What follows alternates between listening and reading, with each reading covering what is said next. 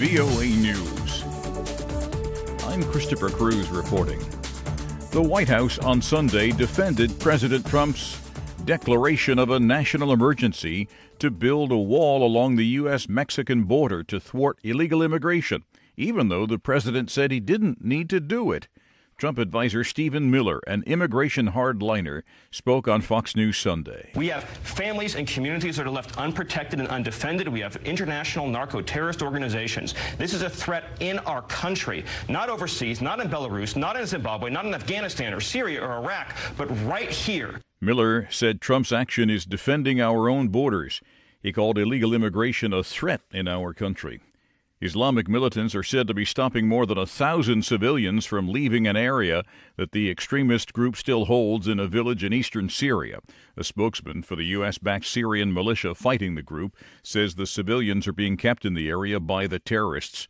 Occasional airstrikes and clashes continue inside the village of Baghouz, the capture of the last pocket of territory held by IS in either Syria or Iraq would mark the end of a 4-year-long global campaign to eliminate the extremist group's so-called caliphate.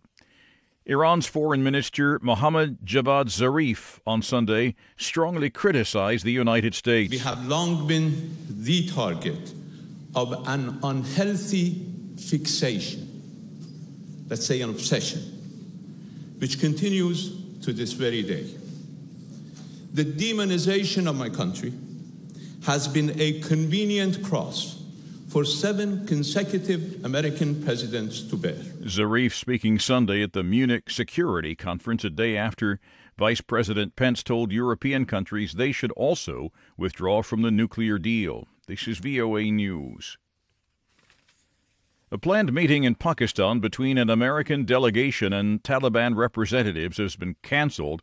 A Taliban leader said the meeting was canceled by the Americans. Later in the day, a Taliban statement said the talks were postponed because many members of the 14-person Taliban negotiating team were unable to travel because they are on the, quote, U.S. and UN blacklist.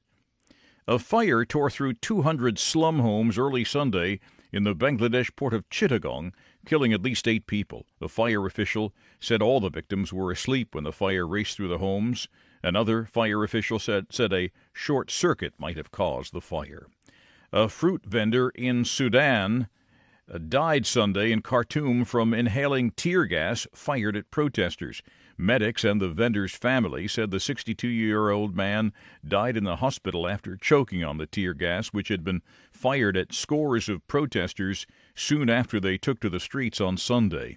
The protests in Sudan began on December 19th when the government increased the price of bread by 3 times.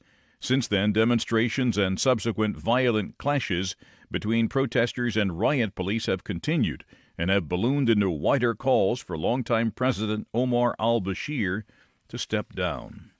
The latest World Health Organization figures put the number of Ebola cases at 829 now, including 521 deaths. Now, a unique project is breaking down community resistance toward efforts to contain the spread of the virus in the Eastern Democratic Republic of Congo. Correspondent Lisa Schlein reports for VOA from Geneva. Officials say containing the spread of this deadly virus will depend largely upon getting communities to cooperate with healthcare workers. This involves gaining their trust by overcoming the fears and misinformation that exist in Ebola-affected communities. Health workers say getting feedback on Ebola from communities in conflict-ridden North Kivu and Ituri provinces is critical in tackling this crisis. IFRC Community Engagement Senior Advisor Ombretta Baggio says information gathered from surveys is problematic. So she tells VOA Red Cross volunteers no longer prompt people to answer a list of survey questions. Now, she says, they listen. Lisa Schlein for VOA News, Geneva. State Department spokeswoman Heather Nauert has withdrawn her name from consideration for the post of U.S. Ambassador to the UN. You can find more on these and other late-breaking and developing stories from around the world, around the clock, at voanews.com and on the VOA News mobile app.